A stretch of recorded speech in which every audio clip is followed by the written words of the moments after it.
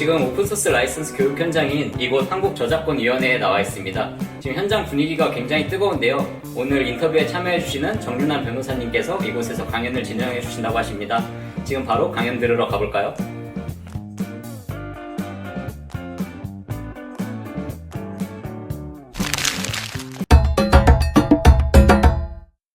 강연을 시작하면서도 말씀해 주셨는데 다시 한번 자기소개 부탁드리겠습니다. 네, 저는 삼성전자 오픈소스 그룹에서 일하고 있고요. 정윤환 변호사입니다. 오픈소스 컴플라이언스 교육을 들으면서 저희가 여쭤보고 싶은 내용이 몇 가지 있었는데 네. 먼저 강연 내용 중에 이제 타이젠을 2011년도부터 오픈소스로 만들기를 시작하기로 결정하셨다고 해주셨는데요. 네. 우리의 경쟁사가 타이젠을 쓰면 어떡하지? 와 같은 우려사항에도 불구하고 타이젠을 오픈소스로서 공개하기로 결정하며 기대했던 효과가 혹시 어떤 것이 있었는지 여쭤보고 싶습니다. 사실 타이젠을 처음 시작한 게 2011년, 12년쯤이거든요. 그때는 이제 구글이라는 회사가 안드로이드라는 플랫폼을 열심히 확산시키고 있을 때였고 저희도 그걸 잘 사용하고 있었는데 아무래도 플랫폼에 종속되는 걸 기업들은 되게 두려워합니다. 그리고 저희도 자체적으로도 우리가 직접 만든 플랫폼이 있으면 좋겠다 이런 생각을 하게 돼서 타이젠이라는 걸 시작을 했고요. 당시에도 이제 우리 기술을 오픈소스로 오픈해서 널리 확산시키고자 하는 기업들이 많은 움직임을 보였거든요. 그래서 저희도 우리가 만든 독자 플랫폼을 오픈소스로 확산하자. 그게 타이젠의 시작이었습니다. 앞서 강연에서 이제 오소리 프로젝트에 대해서 소개를 네. 해주셨는데 이제 오소리 프로젝트는 이런 오픈소스 및 라이선스 데이터를 이제 안전하게 사용할 수 있도록 데이터베이스와 검색 시스템을 제공하는 것으로 알고 있습니다. 네. 근데 오소리 프로젝트가 이제 현재 검색의 개념을 넘어서 조금 더 추가적으로 개발하고 있는 기능이나 아니면 추구하고자 하는 그런 방향성이 있는지 여쭤보고 싶습니다. 지금은 검색 기능을 제공을 하고 있고 현재 하는 작업은 데이터나 라이선스 정보들을 더 추가하는 작업들을 하고 있습니다. 그리고 많은 분들이 더 쉽게 효율적으로 사용할 수 있게끔 홈페이지랑 API 같은 걸 만들고 있는데요. 특히 최근에 많이 이슈가 되고 있는 보안 착정 관련된 것들이나 이런 정보들을 더 추가하고자 하는 계획이나 욕심은 있는 상황이고요. 그렇지만 다만 이게 자발적으로 모여서 하는 활동들이어서 저희가 리소스가 그렇게 많은 상황은 아니어서요. 좀 순차적으로 진행을 나갈 예정입니다.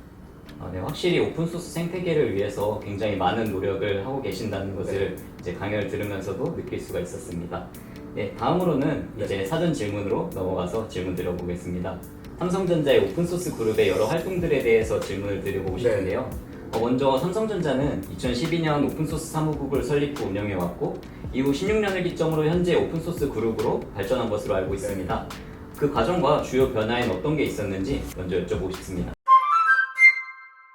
그 2012년이 아까 말씀드렸던 제가 입사했던 때이기도 하고 삼성이 처음으로 타이젠이라는 오픈소스로 뭔가 기여하고자 하는 움직임이 시작됐고 말씀드렸던 것처럼 그때 이 기여를 할 수 있는 사람들을 모아서 조직을 만들자 그래서 만들어진 게 오픈소스 사무국이었습니다. 훨씬 역할이나 규모도 커졌죠. 그 계기는 처음에 타이젠을 하면서 기여를 목적으로 시작됐다가 결국에는 오픈소스를 잘 쓰고 사용하는 것까지도 저희가 관장을 하게 됐고요. 그리고 2012년 당시보다 오픈소스 자체의 업무도 엄청 많아졌습니다.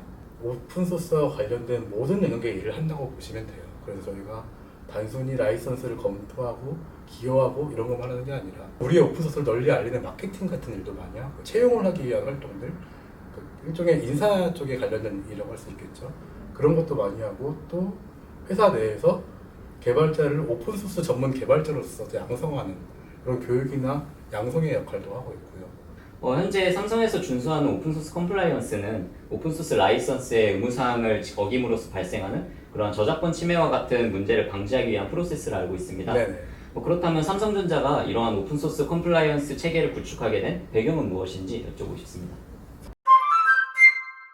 이 라이선스를 위반하면 저작권 침해가 될 수도 있고 아니면 계약 위반이 돼서 소송을 당하게 되거든요. 사실 이런 인식이 과거에는 많이 부족했습니다. 실제로 저희 삼성전자도 2010년, 11년경에 소송을 당한 적이 있었거든요. 이게 왜 이런 일이 발생했나를 보니까 사실 명확한 규정과 프로세스가 없었던 거죠. 그래서 그 이후로 명확한 오픈소스를 잘 지켜야 하는, 라이선스를 잘 지켜야 하는 그런 정책이 필요하겠다 해서 컴플라이언스 체계를 구축을 하게 되었고 지금까지 쭉 업데이트하면서 유지하고 있습니다. 네, 그렇다면 다음으로는 이제 오픈 소스의 컴플라이언스 관리와 이제 특별히 법적 리스크 부분에 대해서 여쭤보고 싶은 네. 내용들을 정리해봤습니다.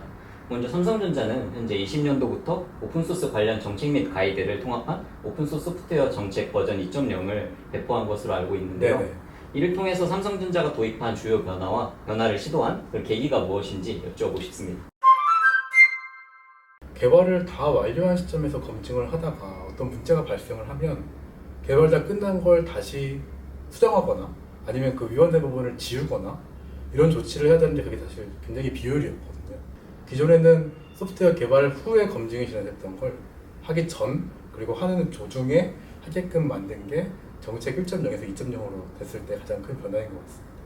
그래서 이걸 이제 공개하자 해서 외부로 공개해서 다른 기업들과 함께 만든 게 오소리입니다. 그렇게 십몇 년 동안 축적해온 데이터를 외부로 공개하는 것은 굉장히 큰 결심이 있었을 것 같은데 정말 대단한 부분인 것 같습니다.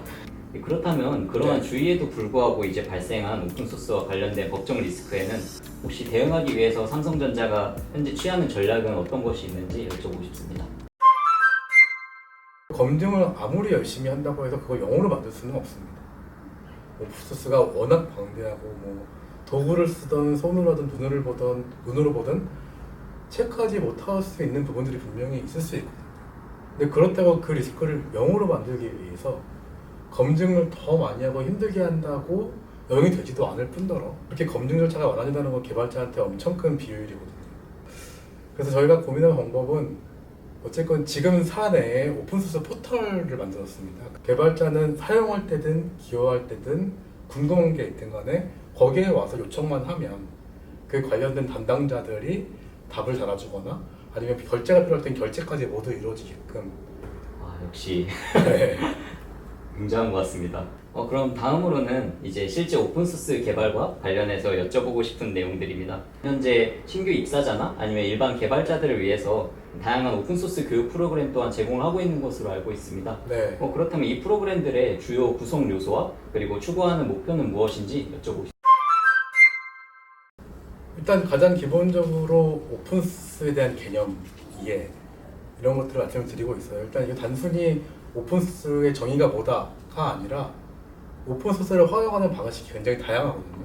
그리고 특히 오픈소스를 기업들이 왜 활용하는지, 어떻게 활용하는지, 또 그걸 통해서 우리가 어떤 걸 얻어야 되는지 이런 내용들도 많이 설명을 드리고 당연히 라이선스나 저작권 관련된 이슈들 또 이걸 방지하기 위해서 우리 회사 내부의 정책과 프로세스 이런 것들을 많이 소개를 드리고 있습니다.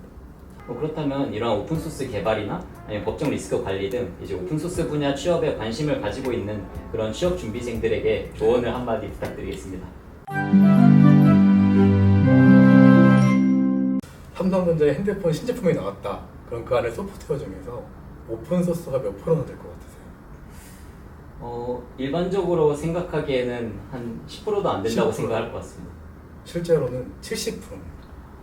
네. 그러면 전 세계의 모든 산업을 20몇 개의 산업으로 분류를 해서 각 산업별로 사용되는 소프트웨어 중에서 오픈소스의 비중을 뽑았는데 다 평균 70입니다. 그러니까 이제 오픈소스는 약간 이제 뗄래야 뗄 수 없는 게 된 건 이미 오래됐고 그만큼 관련된 기회나 산업이 많을 수밖에 없어요.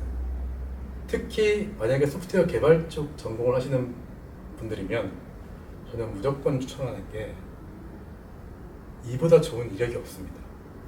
내가 어떤 회사에서 아무도 모르는 회사의 과제를 아무리 열심히 하고 너무 잘해도 밖에서 모르잖아요.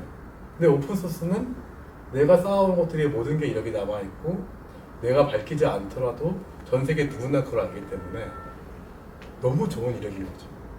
이 법률적인 영역뿐만 아니라 전략적인 것들, 다른 부분들도 관심을 갖고 오픈소스와 연관된 그런 자신의 분야를 키워나가면 기회는 분명히 많이 있습니다. 네, 이상으로 이제 저희가 준비한 인터뷰 질문은 이제 마무리가 되었고요. 네. 혹시 마지막으로 이제 하시고 싶으신 말씀이 있으시다면 한마디 부탁드리겠습니다. 오픈소스 말씀드렸지만 이미 사실 우리 생각과 뗄 수 없을 만큼 가까이 와 있고 너무 많이 확산이 되어 있습니다. 그래서 많은 분들이 관심을 가지시고 사실 개인의 이력이나 이익을 떠나서라도 너무 재밌어요.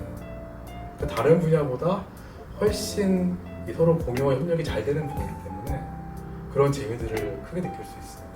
그래서 많은 관심 갖고 지켜봐 주시면 좋을 것 같습니다. 오늘 강연도 이제 정말 유익하게 시간 내주셔서 준비를 해주셔서 정말 감사드리고요. 이렇게 인터뷰 시간도 마련해 주셔서 정말 감사드립니다. 앞으로도 그런 삼성전자의 오픈소스와 관련된 행보를 이제 많은 사람들이 이제 알 수 있도록 저희 컴패니언즈도 많은 노력을 할 테니까 그런 부분 지켜봐 주시면 감사하겠습니다. 네, 감사합니다.